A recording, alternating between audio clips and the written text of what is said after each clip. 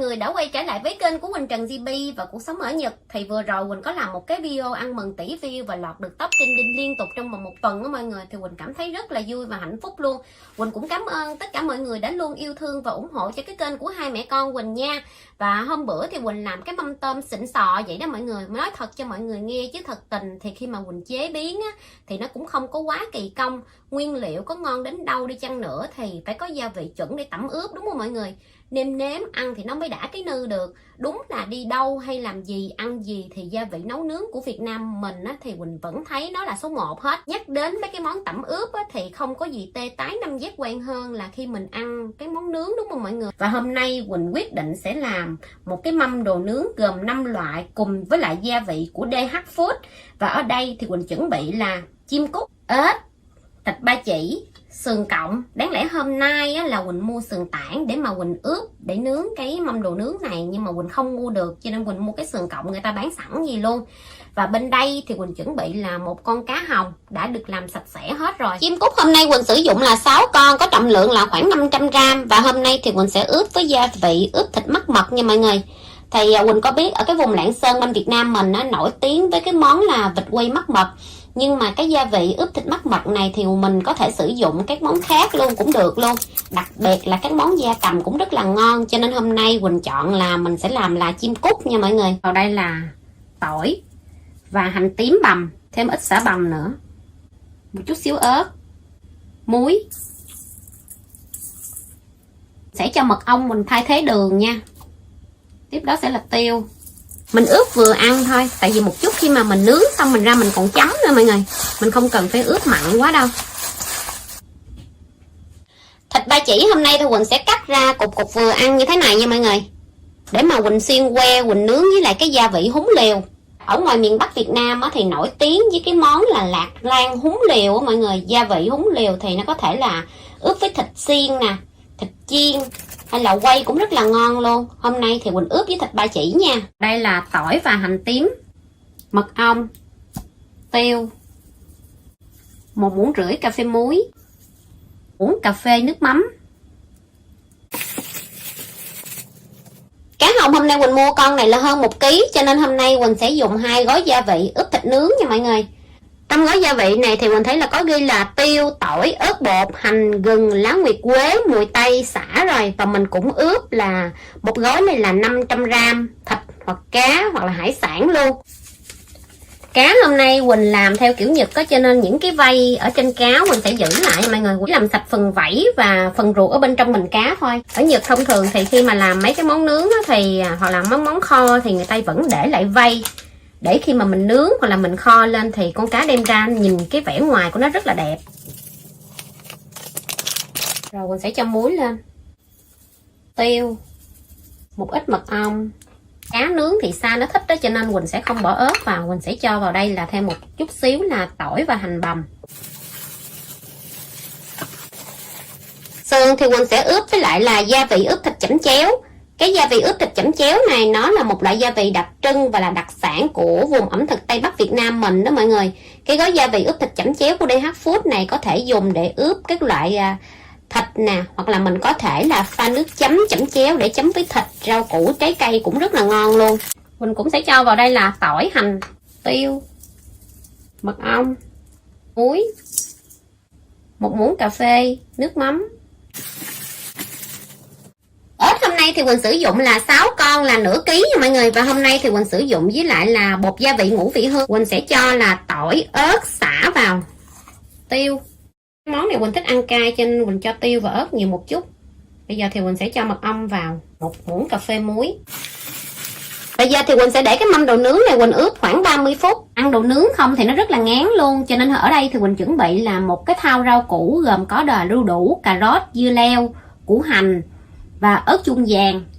Bây giờ thì Quỳnh sẽ cho vào đây là một chút xíu muối, chung với muối để cho cái thau rau củ này nó ra bớt nước nha mọi người. Cũng để cái thau rau củ này khoảng 30 phút. Bây giờ thì Quỳnh đang đi ra ngoài sân nha mọi người. Và bây giờ thì mình sẽ hái một ít rau răm chung với lại mấy trái ớt chuông nhà Quỳnh, để mà Quỳnh kẹp ớt chuông vào Quỳnh nướng chung với thịt nướng đó mọi người. Đó, cái vườn nhà Quỳnh hôm nay cây cỏ tùm cái đằng sau mọi người thấy không? Hôm nay thì được một cái là hôm nay là trời không có nắng âm u nha mọi người. Đó. Đây, phía đây thì là bụi rau răm nhà Quỳnh. Ở đây thì Quỳnh trồng là tổng cộng là 2 chậu rau răm, đây một chậu nè. Ở đây một chậu nữa. Bây giờ thì mình sẽ hái một ít rau răm nha. Phải chi ngày nào mà trời cũng mát như thế này thì đỡ biết mấy mọi người. Trời ơi, mấy bữa nay nắng tê tái luôn đó. Đó, ngon ghê chưa? Ngon quá, mình chỉ hái một ít thôi. Trời ơi, ở đâu mà cái cây, ở đâu mà cây rau ngò gai nó mọc trong đây không biết nữa. Rồi rau kèn cua nữa mọi người. Trời đất ơi, ăn nhờ ở đậu nha mọi người, ăn nhờ ở đậu mà tôi nói tốt vượt mặt chủ luôn. Người có ớt chuông nhà Quỳnh nha, đó. Ớt chuông nhà Quỳnh đây. Được 2 trái đỏ. Mình hái cái trên đây trước nha, đó. Ngon chưa mọi người? Da căng bóng luôn. Cho vào. Bên này nữa. Bên đây chưa đỏ, trái trong đây đỏ nè. Đó, mọi người thấy không? Thấy. Đây, đỏ lè luôn nè. Ha. Ngon quá, đó, bẻ luôn. Trời ơi, nó ra luôn nguyên cái lá rồi mọi người. Đó. Bẻ nha, đó, mình được 2 trái ớt chuông. Trời ơi, rau thơm nhiều lắm, nhưng mà hôm nay mình ăn cái này mình đâu có cần rau thơm đâu. Ớt ngon quá mọi người, quay sơn vòng cho mọi người xem. Ớt này thì là ớt chỉ thiên, một nhánh là 1 trái, đó, ngon quá, ngon quá. Và bên đây dĩa ớt. Hoa sen nhà Quỳnh hôm nay nó cũng nở đây mọi người. Đẹp chưa?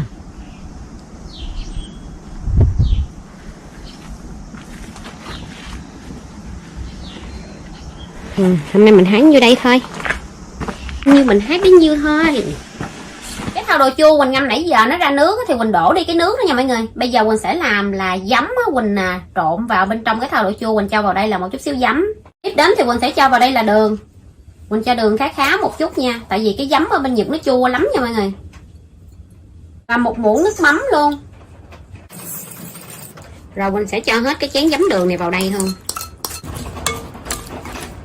Để cái chén đồ chua này vào bên trong ngăn mát tủ lạnh. Quỳnh ướp khoảng chừng 2 tiếng cho nó thấm nha mọi người. Ớt thì Quỳnh rửa sạch và cắt miếng vừa ăn. Để làm nóng lò nướng trước ở 200 độ trong vòng 15 phút. Mình sẽ cho sườn cộng ra ngoài cái khay. Mình cũng sẽ là để ớt ra luôn. Mình cho sườn vào. Thì đáng lẽ hôm nay là Quỳnh sẽ nướng bằng bếp than á, nhưng mà vì nhà Quỳnh hôm nay mưa rồi cho nên hôm nay Quỳnh nướng bằng lò nha. Quỳnh sẽ nướng lần 1 ở 200 độ trong vòng 15 phút, sau đó Quỳnh sẽ trở mặt nướng tiếp. Thịt ba chỉ hôm nay thì Quỳnh sẽ xiên queo. Quỳnh nướng về rau củ nha mọi người. Thế này. Mình thích ăn rau củ gì thì mình cho vào ha. Ở đây thì Quỳnh cho là ớt chuông, củ hành, nấm và măng tây nha. Quỳnh sẽ làm một xiên cỡ như vậy thôi.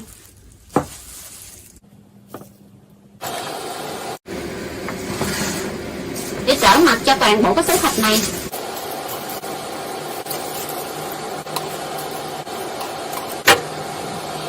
Thêm 10 phút ở 200 độ nữa.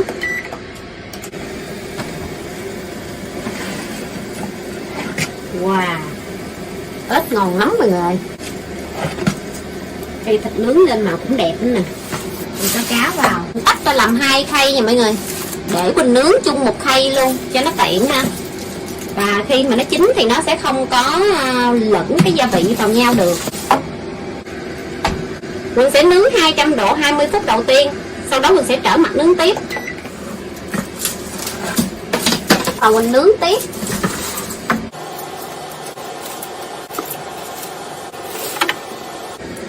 Quỳnh nướng thêm 5 phút nữa.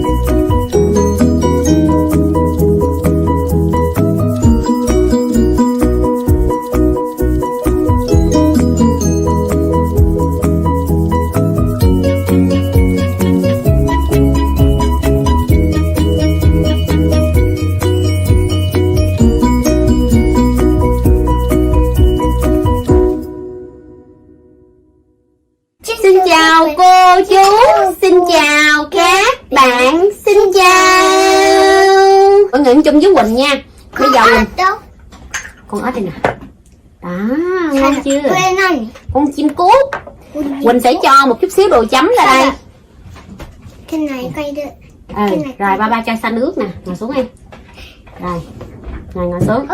Thì cái mâm đồ nướng hôm nay Quỳnh ăn cái nước sốt là cái muối ớt chanh Nha Trang nha mọi người. Thì cái nước sốt này á, thì mình cũng có thể là mình ăn với hải sản, nhưng mà mình chấm với thịt nướng cũng rất là ngon luôn. Và cái nước sốt này á, thì Quỳnh mua tại Nhật. Thì hôm bữa khi về Việt Nam á, thì Quỳnh có mua mấy chai qua nhưng mà Quỳnh ăn hết trơn mọi người.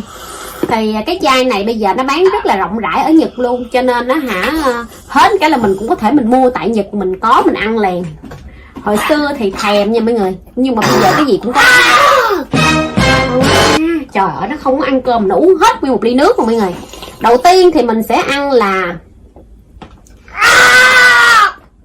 thôi xa tiên chung với cái rau củ này và cái gia vị là húng liệu mọi người. Thì hôm nay cũng là lần đầu tiên mình ăn luôn, nhưng mà cái chấm vô giờ nó rớt ra cho nên mình chấm thử nha mọi người. Quên, cái rau mình chấm vô sẽ không có biết được. Bây giờ thì mình sẽ ăn thử cái cục thịt chứ mọi người. Mọi người ăn chung với Quỳnh nha.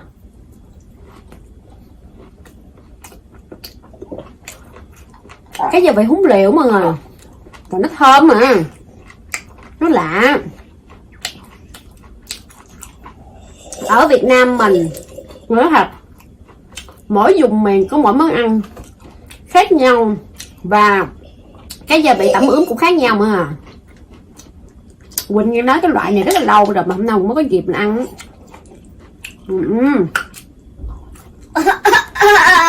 Ngon rồi. Khi mà mình kẹp chung với rau củ như thế này á, ăn đỡ ngán. Và cái này thì nó cũng đỡ khô mọi người biết sao. Quỳnh có bỏ là Quỳnh làm bằng thịt ba chỉ á, cho nên cái trong đây là nó có mỡ, nó cũng đỡ ngán,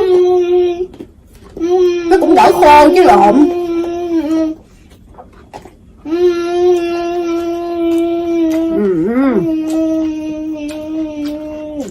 Không giờ ăn đã mà.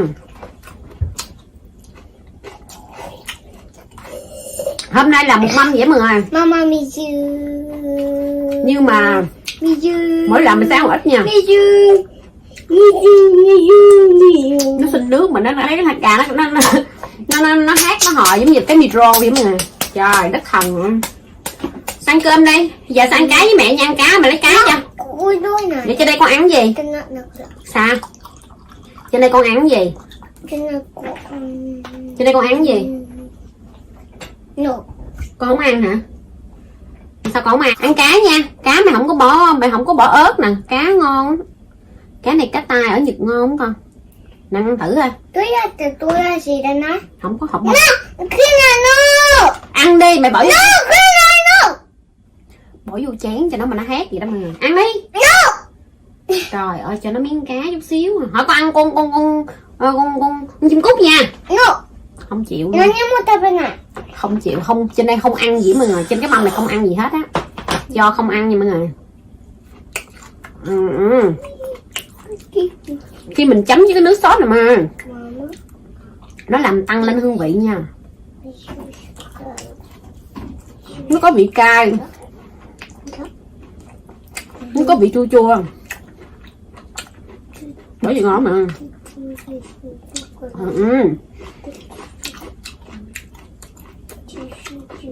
Ở Nhật á mọi người, thì mấy cái đồ nướng vậy á, người ta cũng ăn đồ nướng giống bên Việt Nam mình, nhưng mà nó không có phong phú như bên mình nha mọi người. Quay đi quẩn lại á, Quỳnh thấy trong siêu thị chỉ bán thịt heo, thịt gà, thịt bò, thịt cừu, cá. Điều đó là mọi người nướng không à.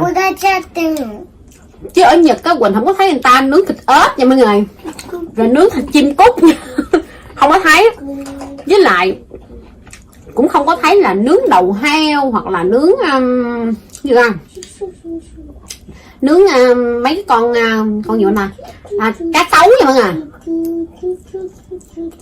Quỳnh thấy bên Việt Nam mình á gia vị phong phú hơn bên Nhật nha. Gia vị tẩm ướp á ở Nhật á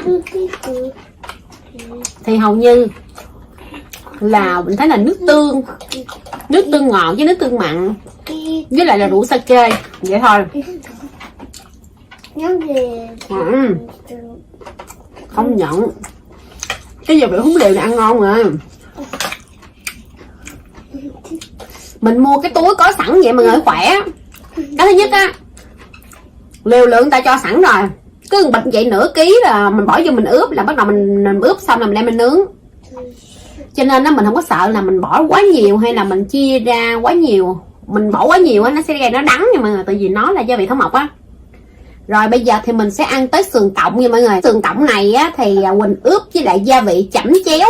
Thì cũng là lần đầu tiên Quỳnh ăn cái gia vị chẩm chéo này luôn. Quỳnh sẽ ăn phía trên đầu, trên đây trước nha.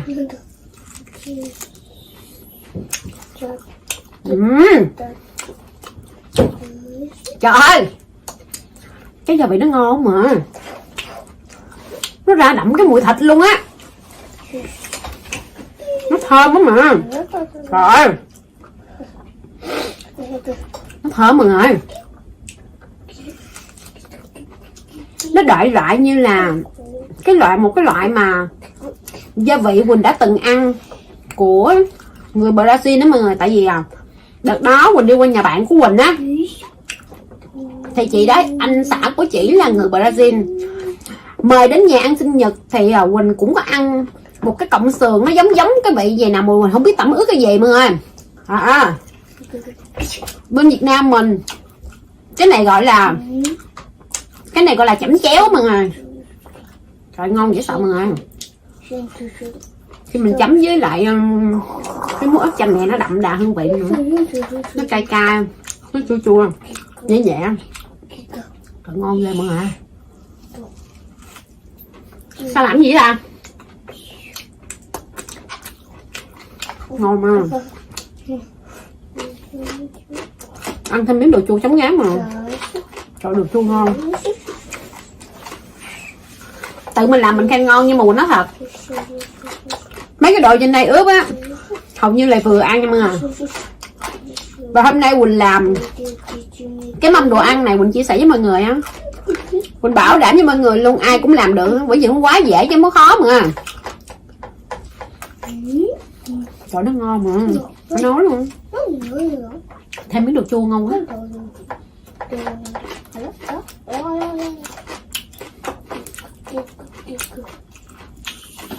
Bây giờ mọi người nói thiệt, mình không có cần phải đi xa thì mình mới được thưởng thức món ăn của khắp mọi miền trên đất nước nha mọi người. Mình thấy bây giờ á, mấy cái gia vị Việt Nam bán rất là rộng rãi bên Việt Nam luôn, cũng như là ở Nhật luôn. Mọi người muốn ăn như Quỳnh á, chỉ cần mua đúng cái nguyên liệu mình về mình ướp ra là mình có thể ăn được những cái món ăn của vùng miền Việt Nam rồi. Cái thứ hai nữa là bây giờ thì nó cũng đang là vô mùa dịch đó mọi người. Mình muốn đi đâu thì cũng rất là khó khăn. Mà mọi người nghĩ đi, đi du lịch thì người ta chỉ muốn là gì? Ngắm cảnh đẹp. Và cái thứ hai nữa là mình được ăn ngon nha mọi người. Đi đâu cũng vậy, cũng muốn có chỗ nào thiệt là đẹp và đồ ăn thiệt là ngon, thì nơi đó mới gọi là nơi nghỉ dưỡng. Cho nên bây giờ không đi được thì mình ở nhà mình sẽ tận hưởng đồ ăn. Cũng giống như Quỳnh, bây giờ không đi đâu được, thể nhà mình sẽ tận hưởng một mâm đồ ăn thiệt là hoành tráng, mình ăn cho nó đã.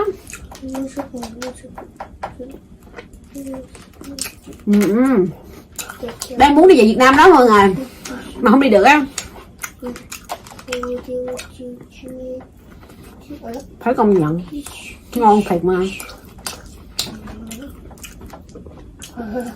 Cái này á mình có thể ướp lâu hơn mọi người, ướp càng lâu thì nó càng ngon. Trong thời gian á mà Hảo Quỳnh ướp cái mâm này á thì Quỳnh đi làm mà đồ chua nè, rồi Quỳnh đi hái rau, chuẩn bị đồ nữa, cho nên nó Quỳnh ướp hơn thời gian nửa tiếng, bởi vậy bây giờ thấm lắm. Trời ơi, nó ngồi nó phá mà. Mình nói chuyện với mọi người con nó ngồi nó bại rồi. Con nấu vậy sao? Hả? Sao có ăn cơm?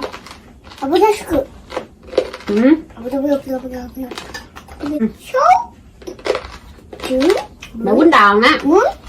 Ăn cơm cho mẹ đi. người nào? À, 10 người cái gì? 10 là ăn đòn á. Hả? 10? Ăn lên ba. Quậy quá trời quậy mà. Trong thời gian mình ngồi mình Mama, đi xuống. đi xuống hả? Không ăn mà mấy người kêu đi xuống mà. Nít bây giờ á là nó không có chịu đợi Quỳnh ăn hết mâm mà bây giờ đã đi xuống ha. Rồi xuống anh ba. Đó Quỳnh cho thêm miếng nè, mình xịt mình chấm nãy giờ hết rồi đó. Hồi nãy cho hơi bị ít. Đó. Ngon quá.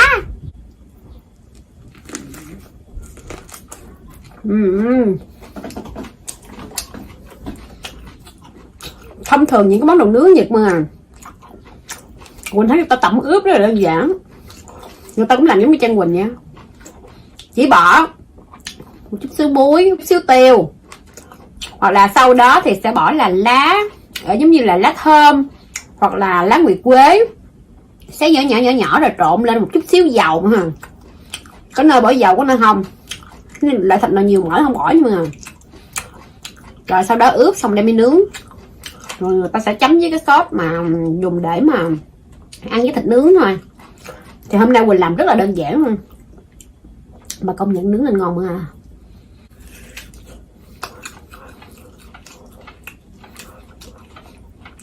Hôm nay là Quỳnh ăn được bao nhiêu vùng miền của Việt Nam vậy mà.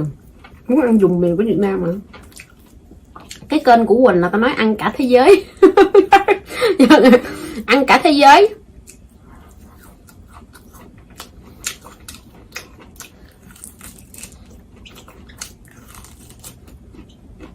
Ngon quá à.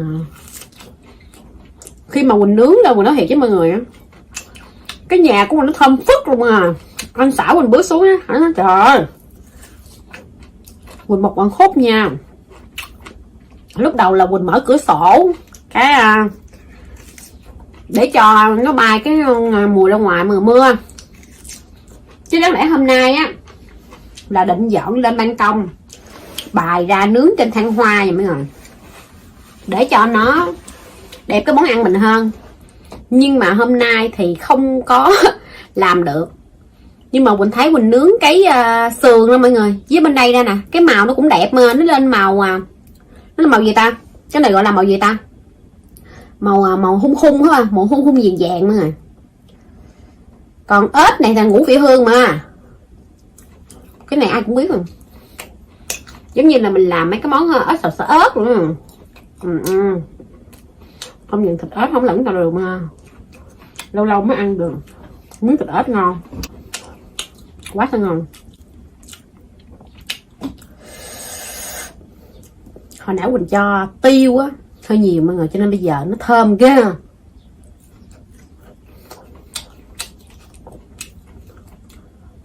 Không dám mua nhiều mọi người.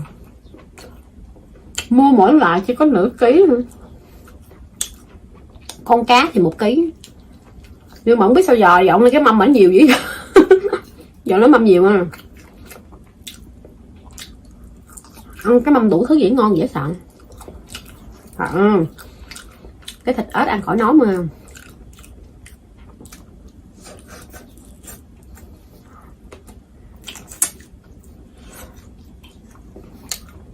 Ăn món này nhớ ba Quỳnh mọi người. Hồi xưa á, ba Quỳnh thích món này lắm. Làm ếch xào xa ớt, rồi ếch xào lăng. Hồi xưa á, ba Quỳnh thì cũng thích uống bia như bao nhiêu người khác. Thì làm về hay làm mấy cái mồi nhậu ăn mọi người. Vừa ăn cơm mà vừa uống bia giống như giải khát này. Giống như là mình relax sau giờ làm việc á mọi người. Quỳnh hả? Cũng lên ngồi cái bên phá mồi. Bà bao mình làm ngon rồi.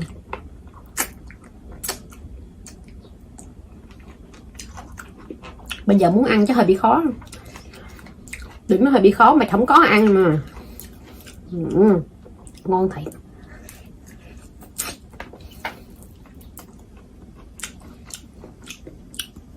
Nửa ký ướp 1,5 muỗng cà phê muối là vừa nhưng mà không hề mặn ha. Đã mà. Hồi nãy mình bỏ ớt với tiêu hơi nhiều quá. Trời ơi bây giờ nó cay mà. Cay giả mà.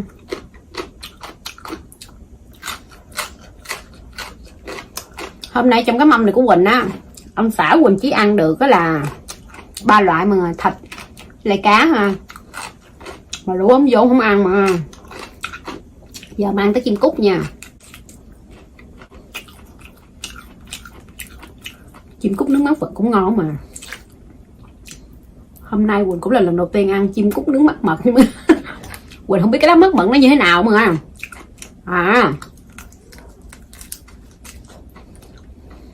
Cái vị nó lạ lắm mà. Thấy không nhận á. Ngon mà. Ngon ghê mọi người.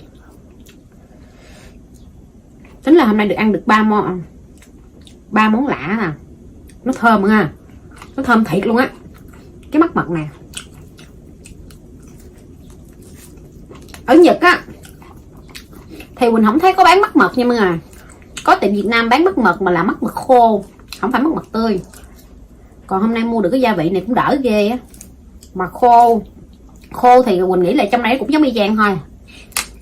Nhưng mà về phải đong đo liều lượng đó mà. Cực. Trời ơi. Nướng vậy mà nó đã ngon, mà nó nướng với con vịt nó còn ngon dữ mà. Hôm nay á, cái này á mà mình nướng với con vịt đó mà thì nó sẽ nhiều á, sẽ ăn không hết cái mâm này. Công nhận nướng chim cút ngon mà. Hồi xưa mình đâu có biết là chim cút nướng với lại mắc mật được đâu mọi người. Gần đây mình mới biết, mình làm thử coi. Trời ơi, nó ngon lắm rồi. Chấm nước sốt nó ngon ghê.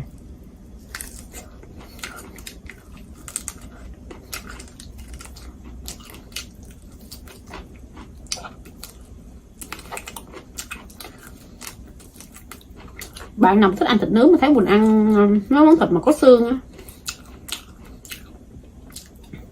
là mọi người nhìn là mọi người ghiền, gặm tới nó một chút nữa không thấy thịt đâu mọi người, xương không.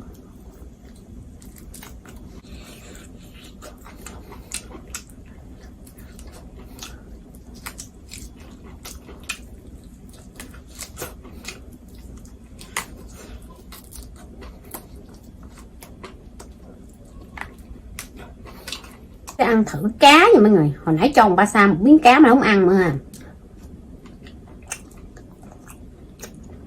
Còn những cái gia vị này ướp với cá ngon mà. Gia vị ướp thịt nướng.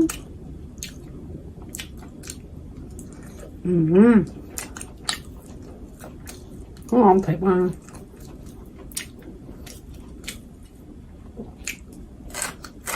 Cái con cá này giống gì nó cũng ngon mà. Bởi vậy ướp vô nó càng tăng thêm hương vị.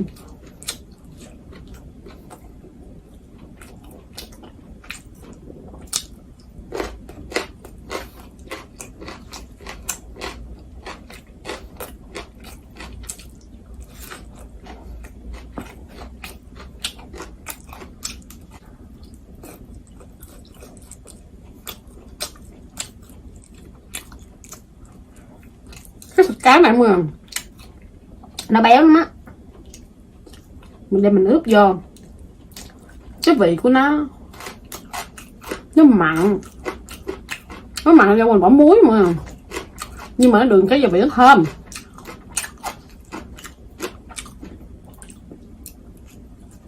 Ngon quá.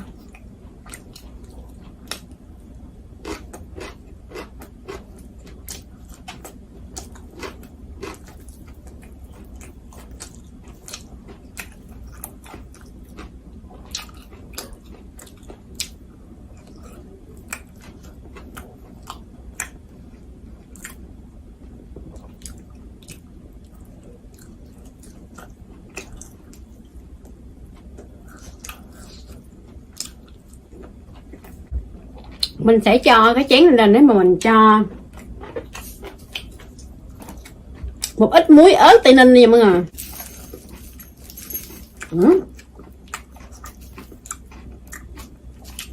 Hôm nay cái trái cây Quỳnh ăn đó mọi người gồm 3 loại là đào, kiwi với lại là thanh long của Việt Nam bán tại Nhật nha mọi người. Ngon mọi người. Rồi mình sẽ ăn đào nha. Đào thầy này thì nó nửa chín nửa sống mọi người, và nó có vị chua chua ngọt ngọt, mình chấm với lại mấy cái muối ớt Tây Ninh để ngon.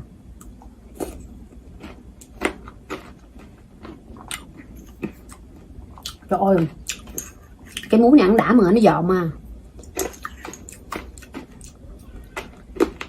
Cái vị của nó hơi mặn mặn nhẹ nhẹ nha. Chấm trái cây nhức nách luôn ha.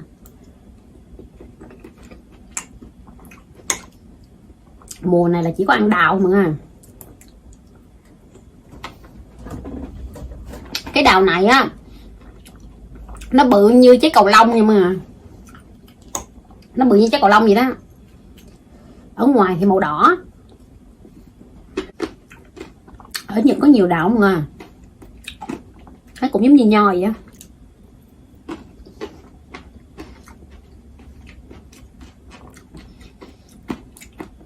Kiwi chua quá. Cái này chấm chung với muối cũng nhẫn nổi thiệt mà.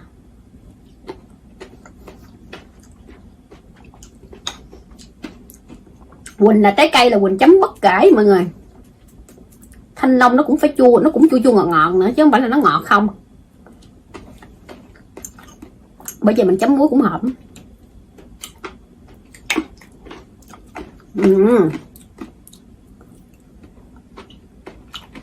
No quá nào mà. Rồi cái lưỡi của Quỳnh nè mọi người. Giống như là mình mới đi nhếp ma người ta về vậy đó.